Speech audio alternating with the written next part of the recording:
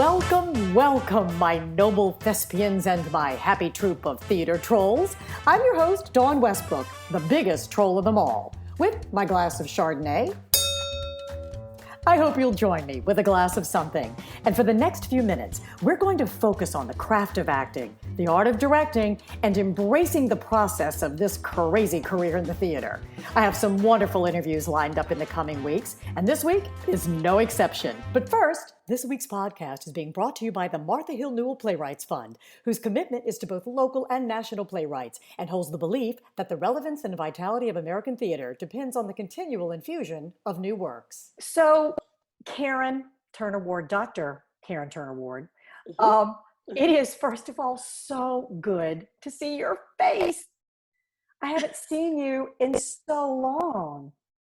I know, it seems like ages, doesn't it, Dawn? I know, but you know what? We look the same. Look Who are we kidding? You look great. You are just beautiful as you were before. And I have to tell you, I said this to you just a while ago. I don't know where to start with you, girlfriend, because you are such a rock star. And I don't want you to downplay it, because when I first started doing this podcast, I wanted to get an idea of what James Lipton used to do on, inside the actor studio. He was such a great interviewer and he asked such great questions, but I had no idea that he was a producer, a director, a writer, an actor. He composed, he danced, because he was so serious in those interviews, right? Well, honey, he ain't got nothing on you, or didn't. Are all of those things and more. You sent me all of this stuff and I'm like, it's just mind-boggling. I'm so proud of you and so happy. Thank you, Dawn. Thank you. Thank you. I am equally as proud of you. This is a wonderful, wonderful thing you have here. I've been listening to your podcast and I'm just so entertained by them. I'm just amazed by the people you have had on so far. Thank you. I'm looking forward to the people that you're going to have on in the future. I'm just excited for you. Well, you know this too. The longer you do this career, and I have some pictures of you with some pretty famous people we're going to talk about in a minute.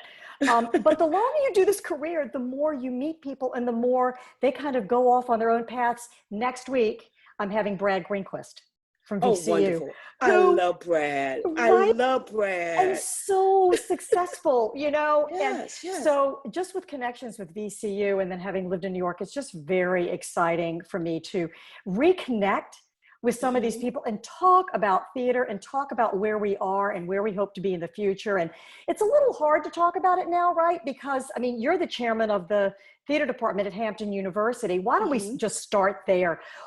What kind of meetings are you holding now? And what do you think is going to happen with the college come fall with coronavirus? We have no idea, Dawn. And that's the scariest part of it all. Because everybody right now, who thought that this could ever happen in our lifetime? I know. We just were totally unsuspecting, unprepared for this.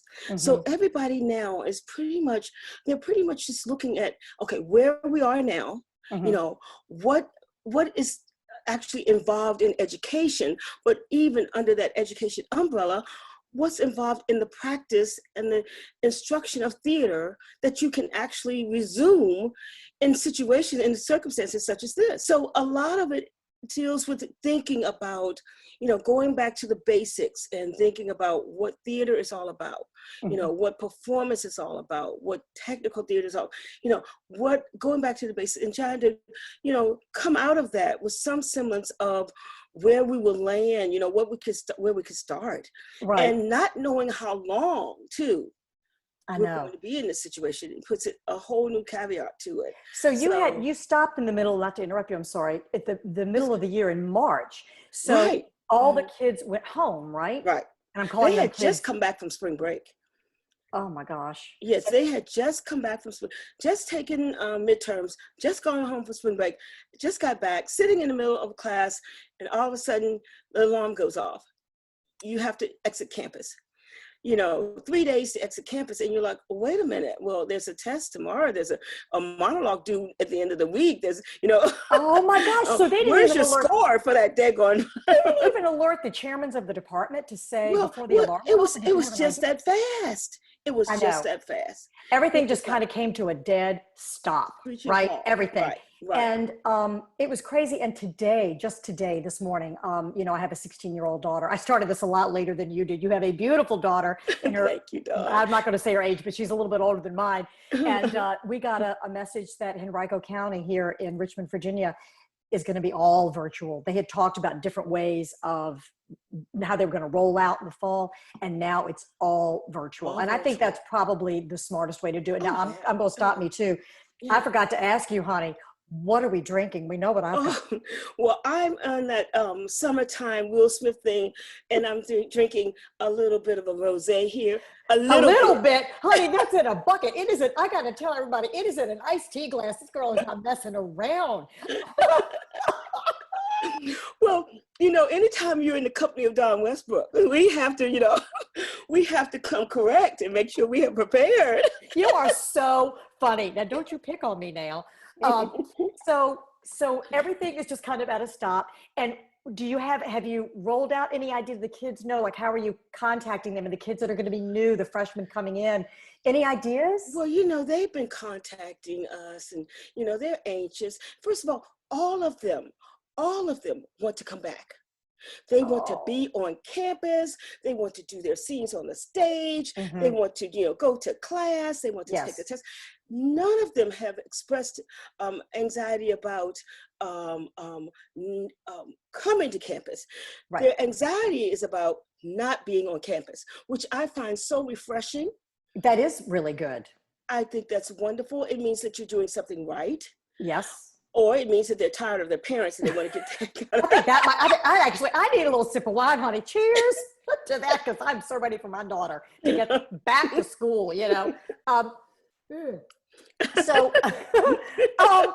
So anyway, well, good luck as you try to figure this out. Now, let's talk about Hampton University for a second, because when I knew I wanted you on this and you so graciously said you would, I went and checked the website and you sent me a lovely YouTube link about the theater department.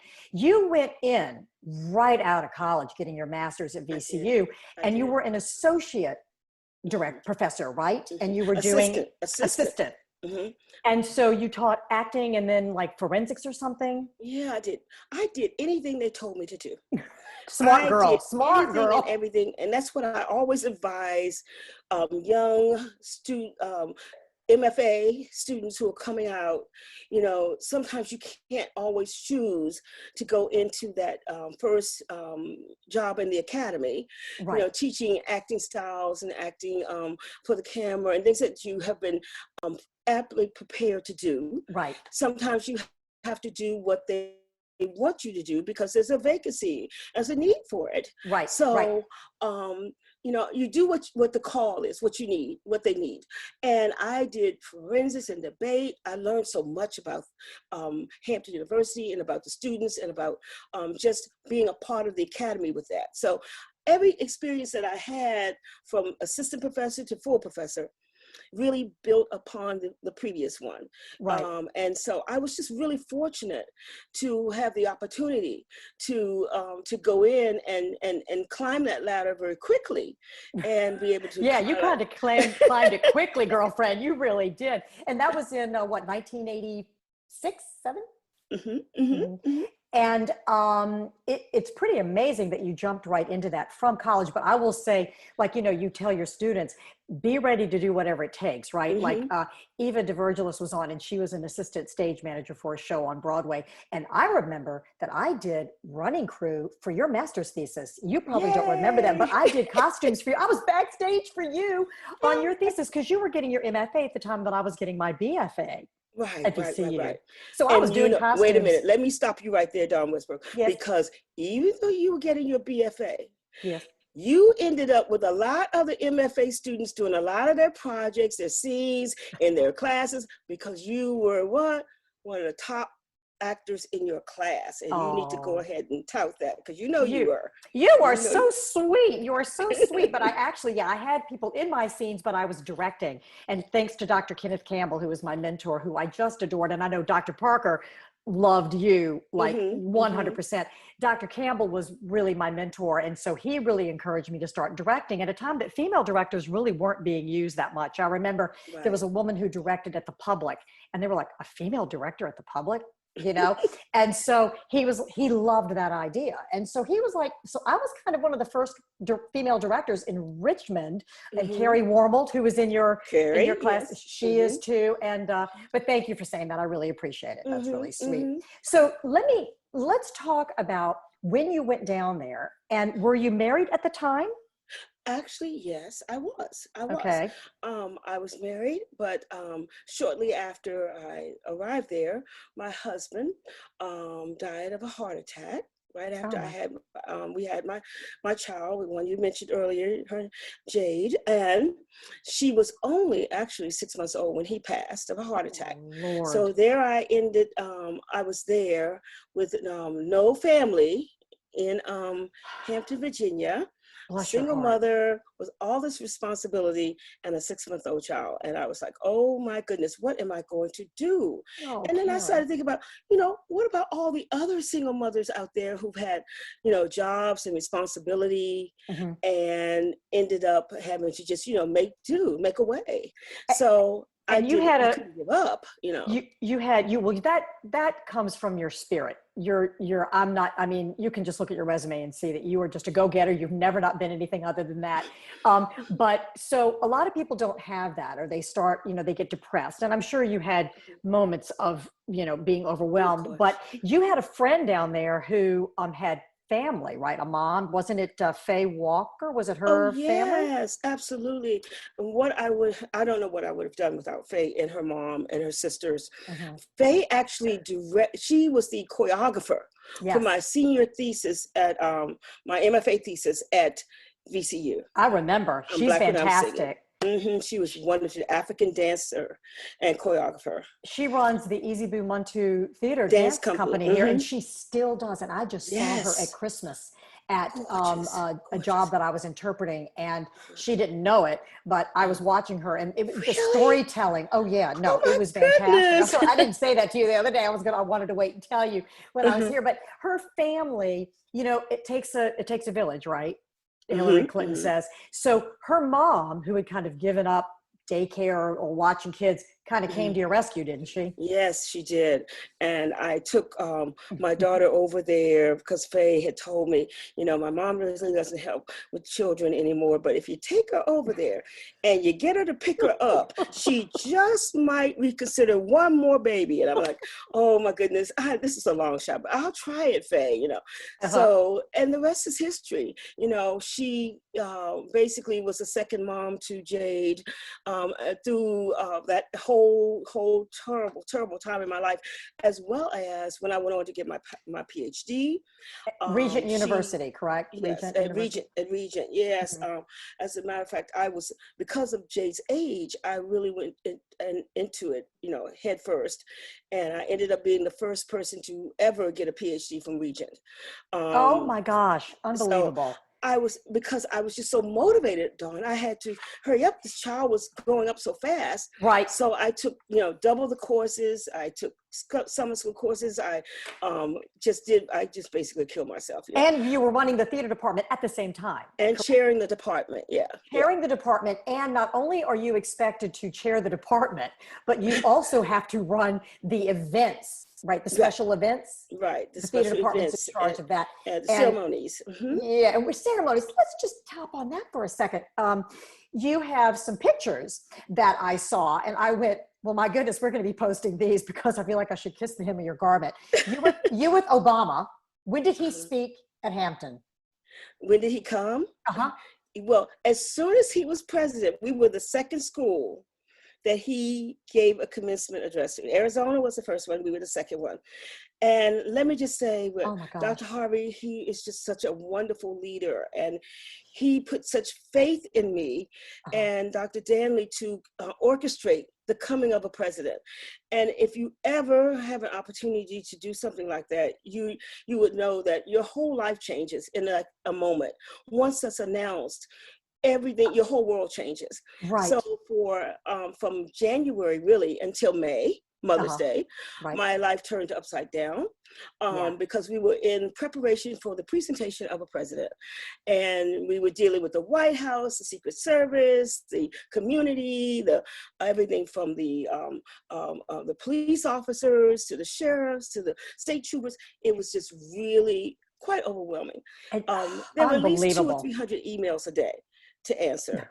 So just 200, 300 emails. Just tell me that.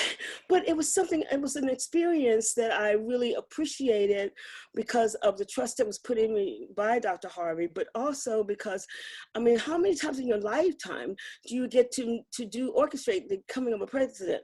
You can direct all the productions you want to in life, from Broadway to international tours, et cetera, et cetera. Right. But the coming of a president takes on a whole new dynamic. Pull out the royal carpet, I mean, the red carpet, and just treat like royalty. I mean, it must have been, how long was he there? Did he come in that day? Did he come in for dinner? He came in that day, along with his Secret Service, who roll out of the back of these SUVs, Humvees with, and they do these flips with their guns on their side, and I'm like the SWAT team. Do they really? Oh, one young lady, she couldn't have been more than 5 foot tall, and she rolls out the back of with the gun. I'm like, oh my God. And then I just remember one of the White House aides pushing me against the tent, going, Dr. Ward, watch out, here comes the tank. And that's when the tank rolls up into the tent which has the president in it. And I was like, oh my goodness. He goes, do you know how much that thing weighs? I'm like, I don't know, but I was getting ready to be squashed by it. But it's so magnificent, Dawn. It's just the way that's orchestrated, the precision, the attention to detail. They've got it down to a science. I mean, it's unbelievable. Now I got one question for you. Yeah. Is he as sexy and good looking in person as he is? He is better in person than his pictures do him no good. I mean, they just don't do him justice. He's just the most handsome, humble, sweet, kind person you could ever imagine. Oh my gosh. He's so gracious. He really is about everything that you do. I'm posting that picture on Facebook. You guys, you're going to see Miss Dr. Karen Turner Ward with President Obama, right? And then you also sent me the Honorable John Lewis, who just passed away. Yeah, such a sweet, sweet person. A lot of things that people don't know about Representative Lewis. He was just such a humble, unassuming man. He requested so little of people. Many people don't know that when he traveled through the airport alone. Wow. He made, he didn't have a bunch of Secret Service with him. He went to the little kiosk and put his little ID in, just like you and I would. He was just such an unassuming person. Was he there to give the commencement address for another year? Yes, he was. Okay. He was there in 2015 to give the commencement address. He was, and one of my responsibilities as chair of ceremonial occasions is to, of course, assist with things like the speaker and, of course, lineup and all those kind of things that ceremonial occasion people do. But he was, we were in lineup and we were talking and, he goes, good doctor, would you help me with my cap on this slick head of mine? I didn't put the part about he made fun of his slick head because, he was bald. And even when he was joking, though, he had an austere, serious look about him that, know, that he was always thinking about, what he had to do next, what his next checklist item on his checklist was. He asked you to help him with his cap. So I'm going to have a picture on there. Karen fixing the cap of John Lewis. May he rest in peace, and just so lovely. And so I want to say too that I'm so sorry about your husband's early passing. He was in the service, correct? No, actually, he worked at Langley. He worked at Langley. He was not in the actual arm in the Air Force, but he worked on the military base. What did he do? He worked with the maintenance area on the planes and different aspects of that. He didn't really even talk about the details of what his they really can't. Yeah. They're one of those secret jobs, so he can't really tell you what he was doing. A lot of the details of it. Just amazing that you were able to carry on with the loss. And I met him because you were dating him at VCU, right? Yeah, good. Yeah. Sweet, good-looking man. What was his name? Charles. Yes. Charles, Oh, yeah. yeah. You turned into a different person when he would come around after shows or Yeah, whatever. yeah. So, yeah, Yeah, you the kind love of of my life. melted. Hmm. You have been at Hampton for 36 years, correct? Yeah. And just no plans to change. Just keep on going, keep on trucking for a while, huh? Yeah, well, every time you think you're gonna start a new project, you Hmm. finish one project, two more pop on your plate. And Well, they do when you're Dr. Carrington Award, they do. So people can plop something else on your plate. Excuse me, writing songs for Miss Jennifer Holliday. Let's talk about that for a second. Tell me about how you know Jennifer Holliday and that you have a moniker that you use. You are a composer.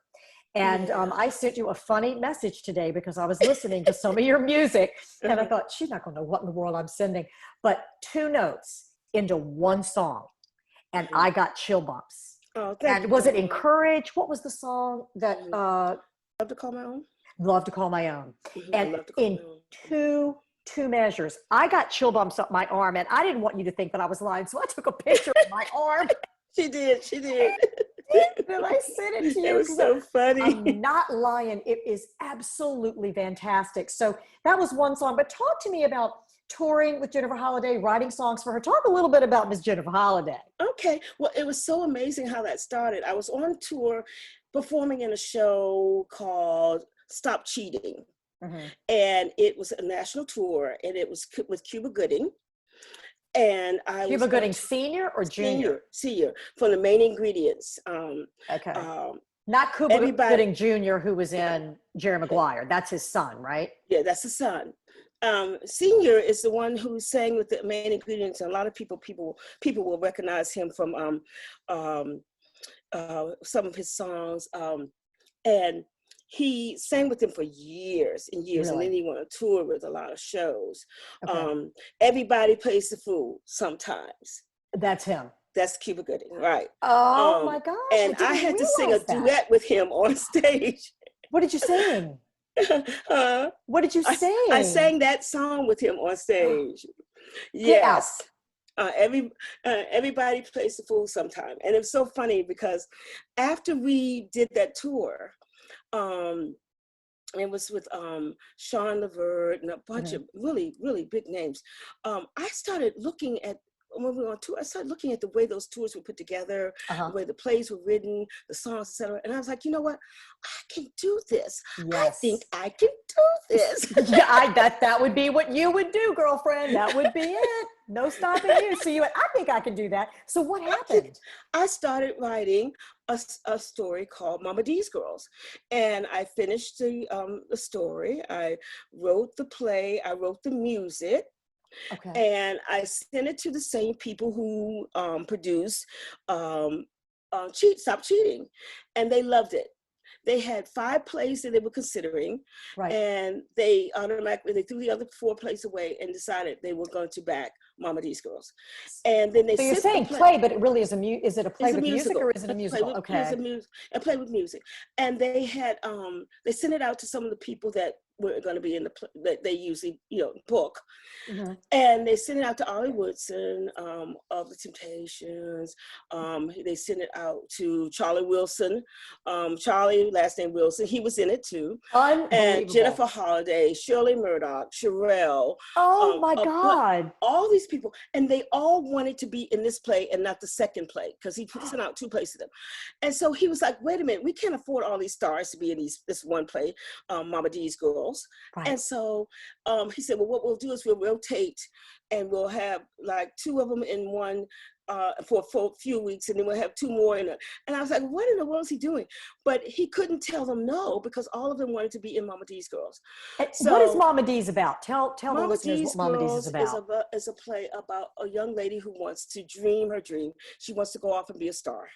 Okay. But her mom, who is very, very into the church, tells her, no, this is not the life for you. And she gets involved with this young man named Junior, who Courtney, the guy who I talked to you about, who arranges a lot of the music for me and sings on some of the songs. She goes off with Junior to become a star. And she soon finds out she gets involved with some producers who are really shady, and she gets involved with, goes to jail for murdering someone, but she's really accused falsely. Wow. And now, was that Courtney's voice that I heard on the song that I love? Love to Call My Own, yeah. Love to Call My Okay. Own is the sequel to Mama D's Girls. Wow. So you didn't just stop there with that one. You went ahead and, went ahead and did a sequel. Yeah, we did a sequel to it. And in the sequel, I Love to Call My Own, Tank, the R&B star Tank, was a star was featured in that. But back to Jennifer. Jennifer was one of the first stars to be in Mama D's Girls. And this is post Dreamgirls. Yeah, this is post Dreamgirls. Unbelievable. So we sent her the music and we sent her the script, and she called the producers and she said, I don't know who this girl is, but I want her to write me one more song. And I said, you don't just sit down and write another song. You do if it's Jennifer Holliday asking you to write. I said, Lord Jesus, help me, Father. So I don't know what I'm gonna do. Oh, Anna. You are so funny. So what did you do? She said, I need a song. So what'd you do? She wanted 3 songs in the show. She felt she had to have 3 songs in the show. So I did a lot of sweating and a lot of praying, and and I ended up writing and I realized that I hadn't written the signature song, Mama D's Girls, for the show. Okay. So I said that makes sense. I'll write the signature song and she'll sing it, and it'll be Mama D's Girls. So I wrote the signature song, Mama D's Girls, and I introduced it to her, and she loved it. Unbelievable. And you sent that to me. I don't know if I can put it on the Facebook page, of her singing it, but boy, one word into that. And you go, well, I know who that is. That is Jennifer Holliday. Unbelievable. And you go under the name KT Price. And I'm honored that you're allowing me to mention this. I did not know that you were a songwriter. Yeah. Unbelievable. But see, Dawn, it really started back with I'm Black When I'm Singing, I'm Blue When I Ain't. At VCU, with Sonia Sanchez's play, right? With Al Waters, when we were trying to put together that piece for my MFA thesis, that's when I really started to write. And Al Waters was the jazz pianist. Didn't he run a jazz group here in Richmond, Virginia? Saxophone player. Unbelievably good saxophone player. And so he worked with you. And so that was when you kind of realized you could write music. I remember when you were working on your thesis and you had to do classes, and they also had you teaching. And so, I mean, you have not stopped. You hit out the gate and you have not stopped from the moment you left there, even while you were there. And I remember there were days, and even when you were your most frazzed, you were like, you know what, girl? Dawn, I'm just going to take one day at a time. You never let it get to you. You always just kind of kept a stiff upper lip, and you always were positive, and you were always kind. So I can see that has not left, that has continued. So you got to tour as well and perform. Oh yeah. That was the best part about it. Typically, with Stop Cheating, I was acting in it, so that was easy. And how old was Jade? Was Jade born when you were touring? Jade played. Check this out. She was only, I forget what age she was. But I didn't want to leave her at home. So the producers were like, well, okay. And they let Jade play Sean Levert's daughter in the play. And that where she got her start, because she's quite famous as well. She works with Tyler Perry. Yes, she played Sean Levert's daughter in Stop Cheating on God's Time. And so here she is riding in the transportation to different shows with these stars, and they're all saying, Jade, sing this song. Jade, do this song. Jade, can you imitate me, Jade? Imitate you. And it was so funny. And I was like, y'all stop picking on my baby. How old was she? How old was she when she was doing this? Couldn't have been more than, oh gosh, she must have been about what, 8 or 9, about 8. Oh, bless her heart. And aren't you a good mom just to take her with you on the road? And you all have a really good relationship. And I understand now that she's there with you from LA. She's living with you, and she also teaches at Hampton. She's teaching like film or like a great class on what to expect, not just stage work, but how to work on camera, correct? Is that right? Right. Do you feel that's important? Yeah. And you have go ahead. Go ahead. No, No, I was going to no, ask you about what you're already getting ready to talk about, Come Midnight. So talk yeah, about we that. have really, one of the things that I try to encourage my students to do is to make sure that they are always employed and to have the ability to transfer from one genre to another genre. If theater job is open, you want to be ready for a theater job. If it's a commercial, and be ready for a commercial. If you're ready for, if it's a film being cast, be ready for it to, if you're ready, you don't have to get ready. That is unbelievable, because some of my other podcasts with some pretty good, celebrities, they're saying that's not taught in their universities where they've been. So the fact that Hampton University and what you have decided that you need to be marketable and you need to know how to work into, and now with theater, we don't know when we're going to be back in one room together again in a shared experience. It's fabulous that you've got this. And Jade, is it Jada or Jade? Jade, we call her Jada, but her name is Jade. Okay, she's beautiful and she's a little mini me. You guys look identical and so great. And you're in Come Midnight, right? Yeah, Come Midnight. That's the YouTube series that we produced. The first one we produced using mostly students from school, but some community people, some professional actors, and we brought in a DP from Virginia Beach, North Carolina area to come in and film it, and did very little money, but I wanted to see what they could come up with. So we came up with a good story. They wrote it, we wrote it, we produced it, we directed it, and it was such an overwhelming response to it, Dawn. It was. I'm going to post the YouTube link that you sent me. You guys, you have got to watch this. It looks so professionally done. It looks like a TV show, and it's just on the web, on the YouTube link right now. Yeah. And you've done one season? Can I say? We've done one season, and we have another one in the can. That's being in post-production now, and we're working on getting that out. And now that we're all stuck in our houses, and with things running out on television to watch, we're going to start sending that out to we did 9 episodes this time, like Amazon or Netflix or Hulu or any of those. Send them out and see what it's really good, you guys. So I can't wait for people to see that. And it's just so great. So the kids write it and are actually in it. And Jade and one of the seniors in one of her classes wrote most of the episodes for season 2. Season 1 she wrote, but season 2 she and one of her Michael Gatlin wrote, and they directed, and they shared directing, and they shared writing credits on it.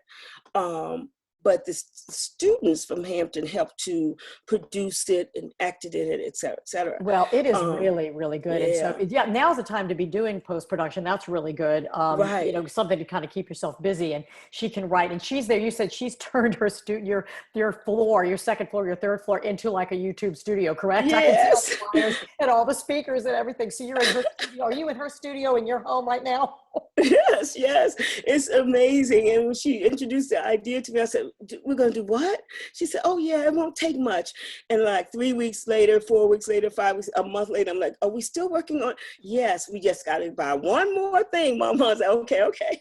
Oh, but it's amazing how creative they can get, It's unbelievable. And I know, Mama, I know you're glad to have her home with you during this time. Yeah. And so you're not, there alone. And, you guys just look like you have a great relationship. So that is another successful feather in your cap. Good for you. Thank you, Dawn. I really am just humbled at how amazing what you've done with your career. I mean, I always had a soft spot in my heart for you. I always just loved being with you and around you. And theater departments can get kind of sticky. It can be a sticky wicket sometimes. It can be not so fun. You do a scene, doesn't go well, or people want to get cast and not everybody can get cast, and support sometimes is not exactly as much as you would like. But you were always supportive and always made me feel good about being in the department. So Ruth Carter, let's move on to another big name. Ruth Carter, Oscar for Black Panther, for costume design. Talk to me about, what did you call her? You have a nickname for her? Ruthie? I call her Ruthie, yeah. Her middle name, she goes by Ruth E. wonderful, wonderful human being, first of all. Beyond all of her creative abilities and her talent, she's just a sweet, genuine person who has the ability to just warm up a room, just by her personality and her ability to just bring you in and be interested in who you are and what's on your mind. And she went to Hampton, and she left Hampton, and she was affiliated for such a long time with Spike Lee and his films. And she went way, way, way, way, way, way beyond that. If you look at her page, you'll see that she has worked with some fabulous, fabulous artists. It's unbelievable. The list goes on and on. That Ruthie has worked her butt off in the industry. Everything that Ruthie gets, she has worked for. So she wasn't a teacher at Hampton University. No. She was a student? Mm-mm. She went straight into the professional world, and she's been designing and working on sets and in theater and designing for individuals ever since. From Eddie Murphy's wardrobe on Saturday Night Live to, Black Panther to Armistead to, you name it, Malcolm X, Ruthie's done it. She's amazing. And Black Panther, the costume's so creative. And, to run a movie, when you do a theater, you have costume design for theater, but when you're doing a movie that's huge and you have extras it's huge. And she's so talented. So, again, there's another name that you have been affiliated with. Let's talk a little bit about, there's a quote I want to move on to. We've talked about chairing the theater department. We've talked about tours. I want to talk a little bit about directing, and that's going to lead us into another hot topic right now, since you seem to be okay for it. One of the quotes on your resume says that about directing, and I quote, "I enjoy directing plays with artistic integrity ranging from modern to classical theater. In addition to directing the classics, my expertise lies in directing plays dealing with the Black experience, as well as in musical, theater, opera, and original works."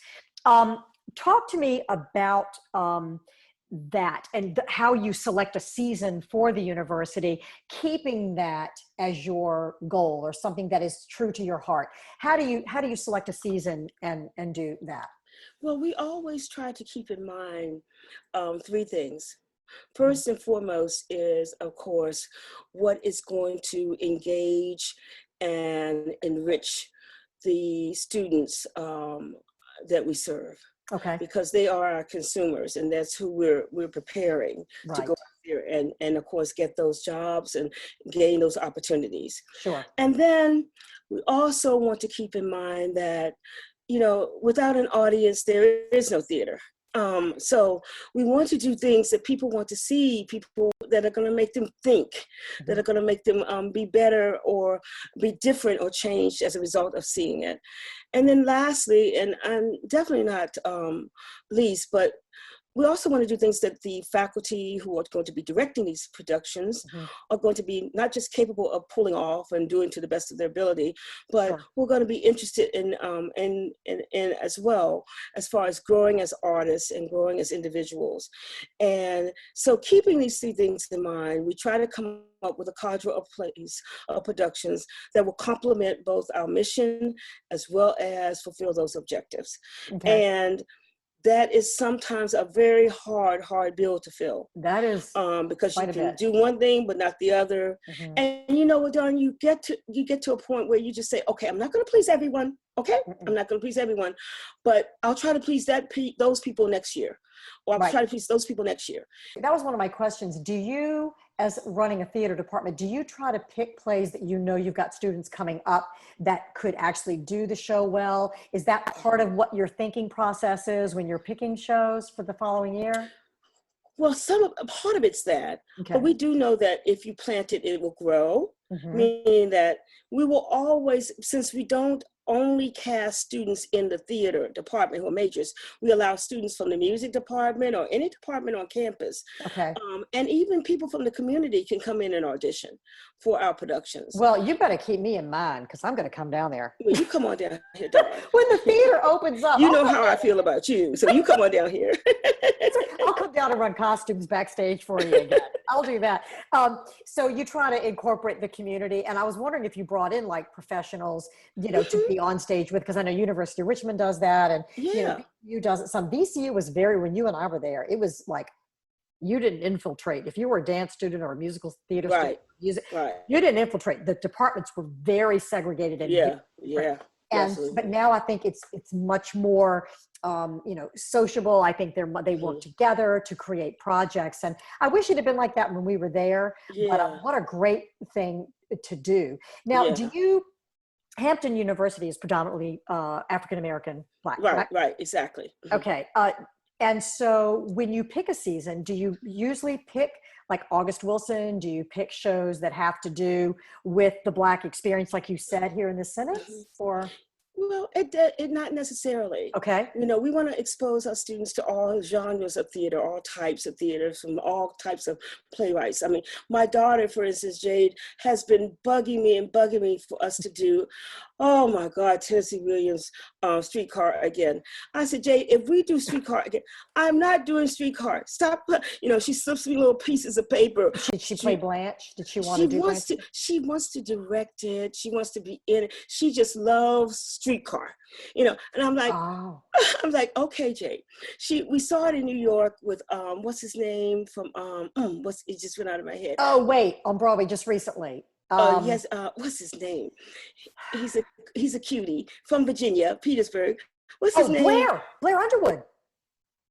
Blair Underwood? Who was it? Blair Underwood? Yes, Blair. We saw it with Blair. Oh, he is so We were on second row. I thought she was gonna pass out. I said, Jade, okay. So she said, we've got to do Streetcar. I said, we did Streetcar before, I believe. She said, we could do it again.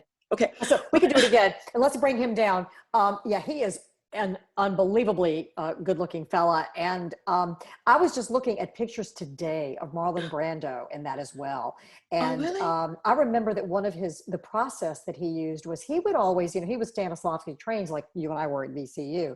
And he liked to really pick like an animal that he could embody. And he chose, believe it or not, like an ape.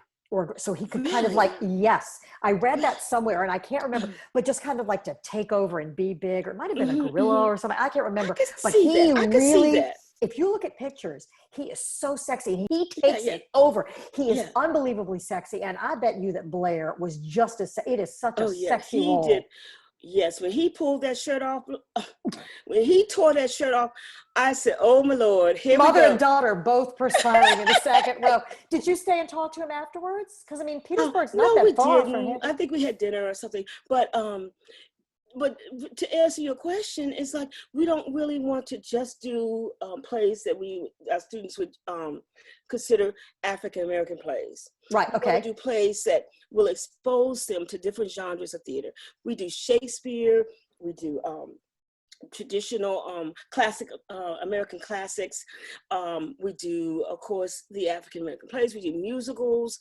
We expose them to all types of plays. Some plays we do, the students are really not convinced that they want to come see. So after they come see it, or the first set of students come see it, they're like, oh, this is kind of good.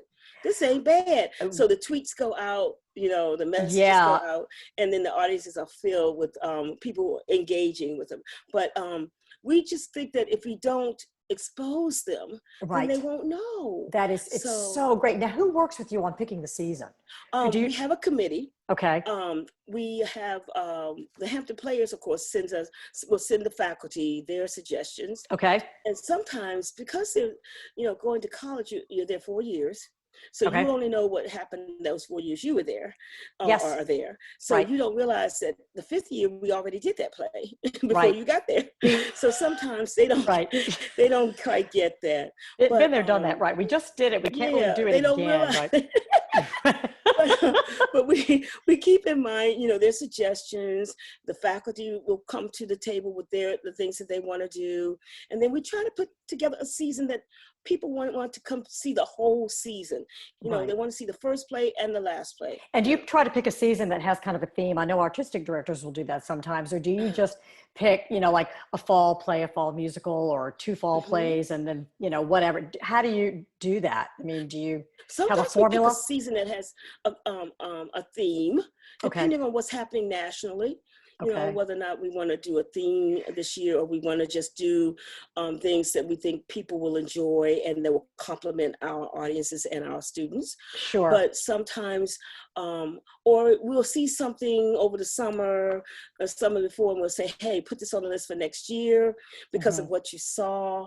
Like I directed an opera piece for Virginia Opera recently. That's down in that area, in the Hampton, Norfolk area. It's an amazing theater. What did you direct? It was a tour piece that they did, and it wasn't a complete opera, but what it made me think was I want to direct a full opera again, because I did Treemonisha a while ago. I saw that on your resume. And I was like, when I did Treemonisha, I really liked directing that opera. So I think I'm going to direct Porgy and Bess.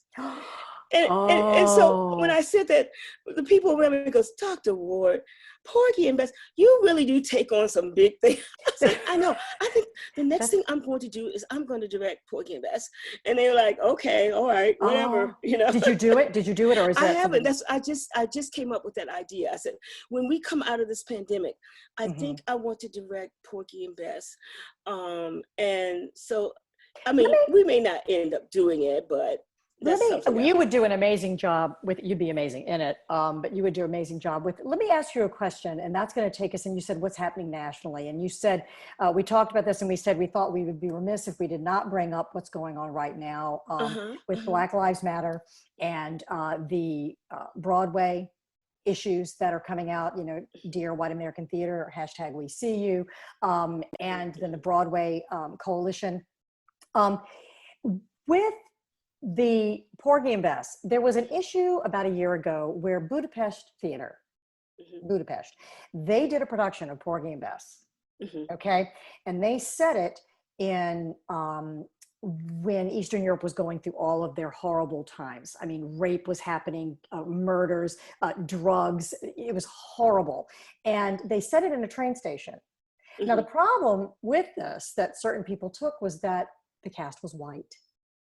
But what was going on at the time period is very similar, okay, with all of the, problems with, rape and drugs and, death, all of this. And so there was a problem. People said, I don't think they should do it. And I wrote on Facebook, and I got reamed big time, but I said, my feeling is this. If you are going to be an artist and you want to stay open-minded, and I'm sure I'd be taken to task again, and you can say I don't agree with you on this, all right? But I want to tell you what I said on Facebook, that as a director, if we are going to have a female Hamlet, if we are going to vision a all-male Swan Lake, if we want to do diverse casting, why is it one way? Why can't we do it the other way as well? So, but boy, oh boy, I was taken to task on that. And I didn't take my thoughts down, but I did write a letter back to the Richmond Theater community page and just said to the person who runs it, I said, I want to just state my feelings on this, and then, but don't make it be another comment. Just put it up there as an apology to people that I offended. But this was why I said it. Do you think, what are your feelings about, since you love Porgy and Bess, and if Budapest Theater, the Budapest Opera Theater was doing it, and the setting, where they were putting it, do you think it's wrong of them to attempt a production, or should it just be one way? Well, first of all, I guess I would question more so why they chose that particular play to exemplify or illuminate those particular issues.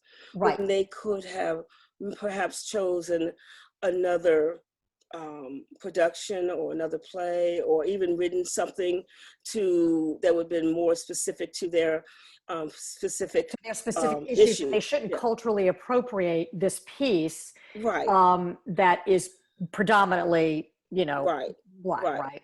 Written for that, because a lot of it's one thing to do, let's say, colorblind casting. Right. It's another thing to modernize a production, or set a production in a different environment. Okay. But it's another thing when you completely, I say, transform or eliminate. Yeah, eliminate Just wipe it out. The playwright's intention, right, with the piece, by doing that, because there were so many other options. So I'd say with that particular example, I probably would have said why, and I would definitely needed to have more information on their. I'm not explaining it very well because I didn't know I was going to bring it up. But I will send you what their counter argument was and why they did it. But I agree with you. I think that now with everything that's happened with this, I get it now. And so we said that we would be remiss, but you are a published author. And when we talked on the phone, I hadn't even seen your resume yet. I said, you know what? I bet people are going to be contacting you about the vision forward. How we work on having things be equitable. And you are a perfect person to have on committees or to be on panels. You have written things such as rhetorical paradigms for building cultural bridges, the rap on rap, social, political, and economic reason, Black theater, is it a multicultural concern? The African American Initiative program at Hampton University, and you wrote the status of the BA and BS degree programs in speech and theater at historically Black colleges and universities. I bet you that you are going to be on panels, and you've already said you've already been asked to talk about and enlighten and be a part of these discussions that need to happen. They need to happen. And you are such a perfect person to have on these. Tell me who has contacted you or where you think this might go. It's so exciting. Well, I'm really excited to say that. Such a coincidence that I was just contacted by a theater in Memphis. And, there's a lot of universities between Memphis, Tennessee, and Hampton, Virginia. Yes. However, they chose to seek Hampton. I think what we've talked about. I think there are reasons why. We've talked about with who you are, where you put them on the map, and who you've been, what you've done, and who you are. I think we know why they contact you. So I'm going to toot your horn since you tooted mine. But I'm always happy to, and always just grateful that I can lend some information toward that, Dawn, because I was raised in Madison County, a rural county in the foot of the Blue Ridge Mountains, and I went to a predominantly white high school. Then I went on to the University of Virginia, where I was one of 3 Blacks in the theater program, where they just took down the statue. Right. Exactly. Yeah, Thomas Jefferson. Thomas Jefferson. But there were only 3 Blacks in the whole theater program. Okay. And then I went on to VCU. Hardly none. Where, I was the only Black in the MFA program, in the graduate program. I know. Oh, I know. What was I thinking? But I had someone who I call him my little guardian angel, looking after me, looking after me, and to work with me, who believed in my talent, who believed in my gifts, and who believed sincerely that I had something to contribute. And who was this? And James Parker. Okay, Dr. And then I went on to. Oh, he adored you. Holy moly! I couldn't get him to blink an eye towards me. Yes. I didn't exist with him, but boy, he loved you. Listen. I love Dr. Parker. I really did. I really miss him. And then I went on to Regent University, where, I was one of very few African Americans and Blacks in that program. And as I told you earlier, was the first one to finish, which was a very big surprise, I'm certain. Finish a PhD. The I mean, you've PhD, got yeah, you the got your first one to doctorate, do the right? PhD. Let's don't shy away from that. Yeah, Let's tell yeah. people, right? Mm-hmm. So I think my experiences, both as a student and an academician, having gone to Hampton University after that and worked there for so many years, gives me a unique perspective on how a student, African American student, feels a performer in an African American, in a Eurocentric environment feels. You mentioned that I did Lady Day for Heritage first, and then I did it for Theater Virginia later. Right. And it was at Theater Virginia, it was a production that basically was, it brought it out of the red. It was one of the highest selling shows that the theater company had. And I thank God for George Black for inviting me to do it. But I recognized my role there. My mission was to come there and to fill those seats. And I think that we need to think about it sometimes, about what the mission is for African American plays and African American artists, and African American directors, designers, et cetera, as they engage in this industry, and really think about what the need is, both from the industry, but also from the artists. Because you definitely don't want to think about, okay, there's this one African-American play that I need these artists to come in and do. Okay. But you want to think about the whole spectrum and what they could contribute and what they could continue to contribute throughout your entire season, throughout your entire productions year, if you're a university, et cetera, et cetera. I think that's one of the things on the letter, and I talked about this last week with Tony Cobb, that the bullet points in that. Did you read the Dear White American Theater? Did you read that? Yeah.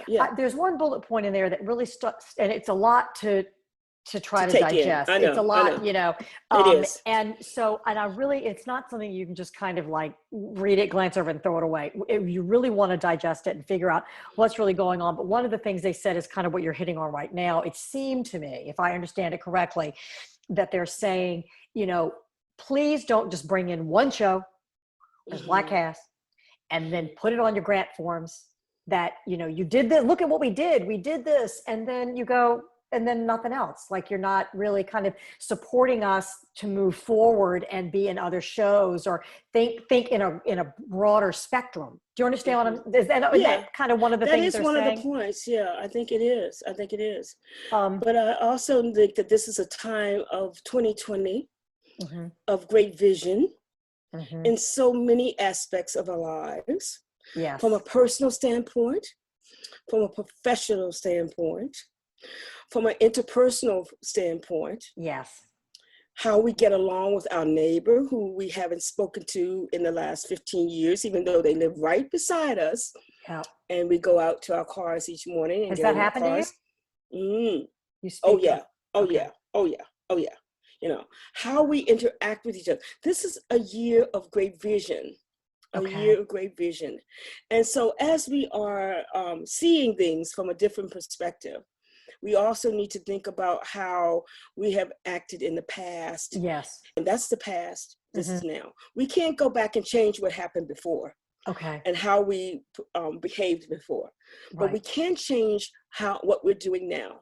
And how that's how we move forward. I loved that you said that, and because I feel like when this happened, and I felt like I needed to apologize. I felt like I was like the size of a pea. I'm like, I'm really sorry. I don't know what I did wrong, but I'm really sorry. And you were like, look, don't beat yourself up. Don't do that. And I was like, I felt like I could finally breathe when you said that, and I'm just being honest. I felt like I could breathe, and I was like, you were like, look. You hired someone to come in and direct an August Wilson play. Did you not? Yeah. It was a white woman, right? Yeah, she's on the faculty for 15, 16, 17 years. She's just retired. And fabulous director, you said. Fabulous director. The students loved her. Right. She always had lines of students to audition for her. And when she retired, the students were all upset that she was retiring. Aww. And what's her name? Let's just say her name. Her name is Robin Boysaw, Dr. Robin Boysaw. Okay. University of Maryland graduate. All right. And she, you know, she's the kind of person who takes on anything that you tell her to take on. Come on, Dr. Borsar, you can do it. You know, the only thing I couldn't really get her to do was to do the musical. She hated, she's like, Dr. Ward, I can't direct the musicals. I can't do. I was like, Dr. Borsar, I'm getting tired of directing all the musicals. You can direct a musical. Because that's the slot you fill in. You do the musicals because look at who you've worked with and what you do. Yeah. Right. But she then, that meant that she ended up directing all the August. She's directed almost all of his plays as a cycle. I think there's only at Hampton University or just in her career? Hampton University. At Hampton University. So you brought in a white woman to direct August Wilson. And so when all of this came out, did you go, oops, maybe I shouldn't have done that? Or did you? Absolutely not. Okay, good. Absolutely not. One thing first of all, I know that Dr. Borsar knew. One thing I'm very careful about, and I think that I'm pretty good at, is to determine whether or not someone's capable. Right. She's been trained by the best, and she knew what she was doing as far as directing is concerned. Okay. The other part of it is we've always toyed with the fact of whether a white person can direct a Black play with Black actors. Fabulous. We've always, said, can that happen? And can it be effective? What did you? Can it be? And the thing of it is that if the person is trained in the pedagogy of directing, they know what they're doing. There is a layer of course, that understanding that culture. Yes. That they have to be willing to embrace, to absorb, to go that 9 mile to understand. But at the end of that, the students, in my opinion, end up learning a lot about what people don't know about them, and that they can teach them. And the person directing, if they're open, and they're willing to learn, they will learn a lot about the other culture that they did not know, and that they're willing to absorb and to understand about that culture. So now there's a win-win situation. That's amazing. If we don't ever do that, what will happen? We'll still be segregated. We still won't infuse one with the other. And the whole point is that we need to work together more. And like you said, don't come out of your house and not say hello to your neighbor. It's all about the exchange. It's all about the conversations and not getting angry and just being a part of it. I find that fascinating. One of the things that Tony mentioned last week, we'll talk about this, and then I have one more question for you before we head off. He said that, if you're going to direct something, and maybe you're a white director doing an August Wilson play, for example, like Dr. Robin B., maybe bring in a dramaturg, like someone who has, information about the African-American experience during that time, the 1950s or the 1960s or whenever it was. And I think that is a brilliant idea. And that's one of the ways that this problem could be solved. Right? Oh yeah. That's a definite inroad there. And the one thing that you can guarantee, that if you're on the wrong path, what I have learned from being at Hampton for these years is that the first people who are going to let you know you're on the wrong path are those students. Let me tell you, you don't go in the wrong direction. Yeah, they are. They're at the age where they do think that they know it all, and this is not what we need to be doing. And, that is so funny. Well, this has been an unbelievably wonderful conversation, and everything you've done is just astounding. And I hope that when all of this quarantine is over, that I can get my butt down to Hampton. It's only an hour and 10 minutes away, and see one of your shows and come down and, have a drink with you where you can pour yourself a nice tea glass of wine, and I'll have my little wine glass. I'm done. Are you still got a little bit going on?